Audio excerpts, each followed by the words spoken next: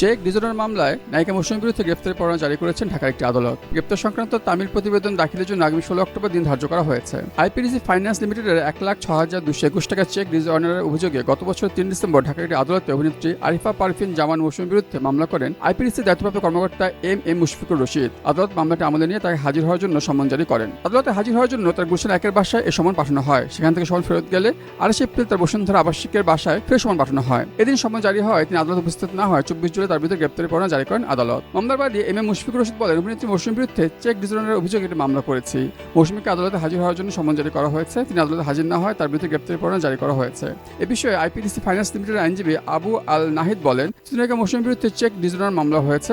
এই মামলা আদালতে উপস্থিত না হয় তার বিরুদ্ধে গ্রেপ্তারি পরোয়ানা জারি করেছেন আদালত। প্রসঙ্গত 1993 সালে কিয়ামত সিনেমার মাধ্যমে ঢালিউড অভিষেক হয় মৌসুমী। সোহেল রহমান সোহেল পরিচালিত ছবিটিতে সালমান শাহর বিপরীতে অভিনয় করে পরিচিত ও জনপ্রিয়তা পান অভিনেত্রী। এই মুহূর্তে নায়িকা মৌসুমী অবস্থান করছেন যুক্তরাষ্ট্রে। ডেস্ক রিপোর্ট, স্টার সংবাদ।